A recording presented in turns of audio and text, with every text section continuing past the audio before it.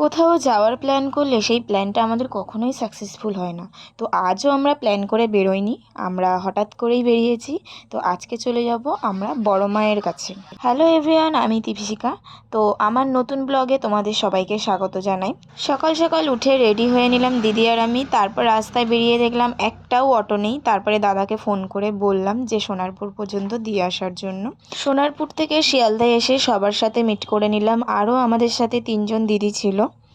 আমাদের এটাও প্ল্যান হয়েছিল যে সবাই লাল সাদা শাড়ি পরে পুজো দিতে যাওয়া হবে, কিন্তু এখানে দিদি লাল সাদা শাড়ি পরেছে আর ওই দিদিটা লাল শাড়ি পরেছে, আর আমরা হলুদ আকাশি শাড়ি, যে যেমন পেরেছে সেরকমই পরেছে। আগেই বললাম যে কোনো কিছু প্ল্যান করলে আমাদের কখনোই সেই প্ল্যানটা সাকসেসফুল হয় না।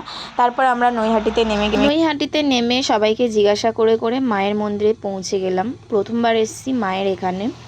তো এতটা সকালবেলা গিয়েও এতটা লাইন, দেখতে পাচ্ছ কতটা লাইন, তোমাদেরকে দেখাচ্ছি। তারপর আমরা সবাই লাইনে দাঁড়িয়ে পড়লাম। সেদিন কিন্তু এতটাও ভিড় ছিল না, অন্য দিনের তুলনায় অনেকটাই কম ভিড় ছিল। আর এখানে মায়ের ফটো ফ্রেমগুলো কিভাবে সাজানো রয়েছে দেখো।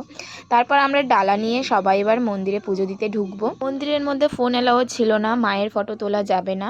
তো আমরা এই জন্য একটু ডালার ফটো টটো, নিজেদের ফটো ভিডিও সব কিছুই তুলে নিলাম। তারপর আমাদের পুজো দেওয়া হয়ে গেছে, আমরা সবাই বেরিয়ে আসলাম। খুব সুন্দরভাবে, খুব ভালোভাবে পুজো দিয়েছি। তারপর আমরা একটু খাওয়া দাওয়া করে নিলাম। এখানে নিরামিষ খাবার ছিল, খাওয়া দাওয়া করে নিলাম। খাওয়ার পরে আমরা একটু গঙ্গার দিকে গেলাম, সবাই ফটো ভিডিও এইগুলো তুলতে গেলাম। কিছুক্ষণ আমরা ওখানে ছিলাম, বেশ ভালো লাগছিল, সবাই একটু ফটো ভিডিও তুলছিলাম। বেশ ভালো লাগছিল, একটু ঘুরে ঘুরে দেখছিলাম সব কিছু। এবার বাড়িতে যাব আমরা সবাই। বাড়িতে যাওয়ার আগে মায়ের ফটো তো অবশ্যই নিয়ে যেতে হবে, তাই না? তো এত সুন্দর সুন্দর ফটো এখানে, মন চাইছিল সব নিয়ে বাড়িতে চলে যাই। তো এখানে যে যার মতো একটা দুটো করে সবাই কিনে নিয়েছে ফটো ফ্রেম।